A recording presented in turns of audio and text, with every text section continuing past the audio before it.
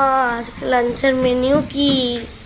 আজকে লাঞ্চের মেনু এখনো কমপ্লিট হয়নি, দাঁড়ো দেখি ঝট করে আসো। এদিকে আলু ভাজা করছি, সবে বসিয়েছি আলু ভাজাটা, এখনো হয়নি। আর এদিকে ভাত হচ্ছে, আর এখানে রয়েছে হচ্ছে মুগ ডাল, ভেজ ডাল করেছি আজকে, তো নিরামিষ মঙ্গলবার। তার সাথে সাথে এদিকে আছে হচ্ছে এই যে ফুলকপি রয়েছে, ফুলকপি সয়াবিন, আর তার সঙ্গে সঙ্গে কড়াইশুঁটি দিয়ে একটা নিরামিষ ডালনা।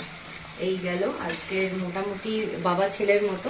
আর আমার আজকে এসবের সাথে কিচ্ছু লাগবে না, তার সঙ্গে রয়েছে এই কচু বাটা। তবে এটা এখন ডিটেলসে দেখাচ্ছি না তোমাদের, আজকে এই দিয়ে আমার পুরো ভাত খাওয়া হয়ে যাবে, আর কিছু লাগবে না।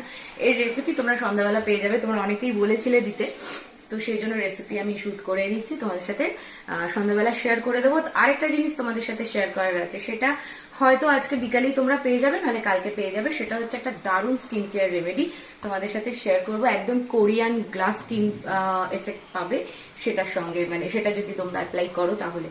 তো এই হলো আজকে আমাদের লাঞ্চের মেনু। তোমাদের লাঞ্চের মেনু কি অবশ্যই কমেন্ট করে জানিও। আজকে সকালে পুজো দিতে গেছিলাম, অর্ডারে প্রচুর চাপ ছিল, তার মধ্যে আজকে যা যা রেসিপি, মানে এই কচুটা, এটাতে একটু টাইম লাগে, শিলে বাড়ছি তো বুঝতেই পারছো, অভ্যাস নেই একদমই শিলে বাটার। তো সব মিলিয়ে আজকে ভীষণ হেক্টিক রয়েছে। চলো টাটা, তোমাদের মেনু কি অবশ্যই জানিও।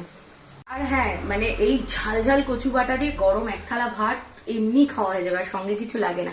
অবশ্যই কমেন্ট করে জানিও কারা কারা আমার মতো এরকম কচু প্রেমী মানুষ আছে, কচু বাটা পেলে আর কিছু লাগে না, একদম সেই ইন্দুবালা ভাতের হোটেলের মতো।